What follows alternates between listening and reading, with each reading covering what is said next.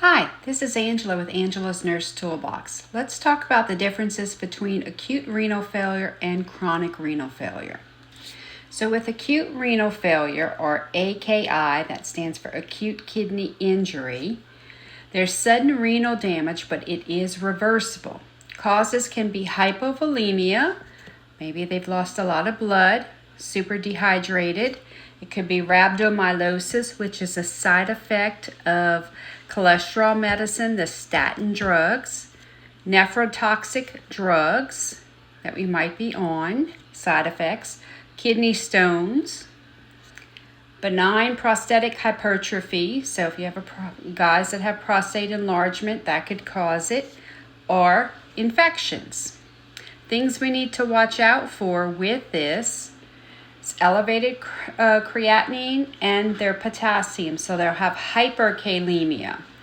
Patient's urine will be concentrated, which indicates dehydration.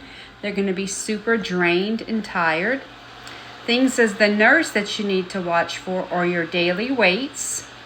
You need to treat the underlying cause, so once you treat that, usually this resolves.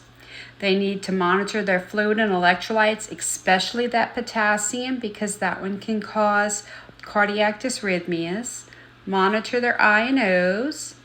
Monitor their EKG, especially with that hyperkalemia, and avoid further nephrotoxic drugs. Okay, so let's talk about chronic renal failure or chronic kidney disease. That's what CKD stands for.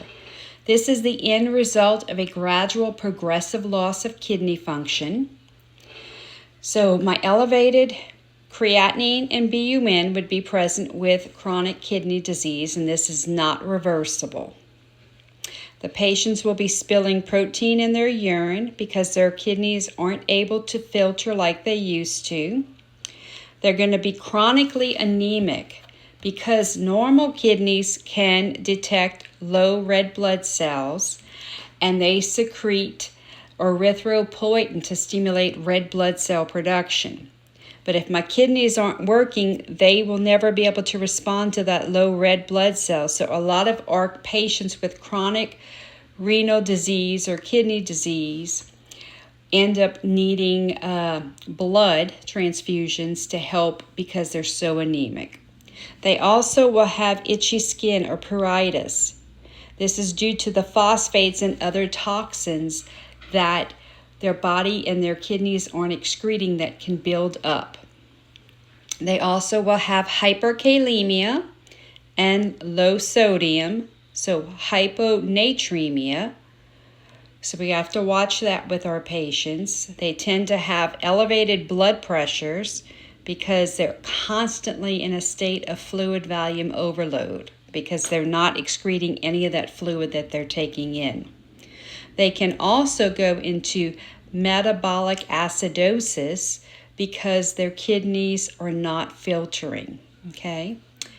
Things we need to really watch: fluid restrictions with these patients. They will be on strict fluid restrictions. If they overtake too much fluids, that can cause them to have fluid volume overload and end up needing dialysis sooner. Normally, these patients get dialysis 3 times a week.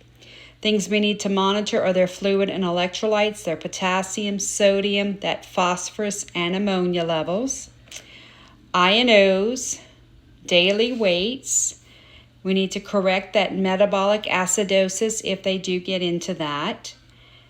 They need to get their dialysis and be compliant with that. Possibly get a kidney transplant if they can find a match.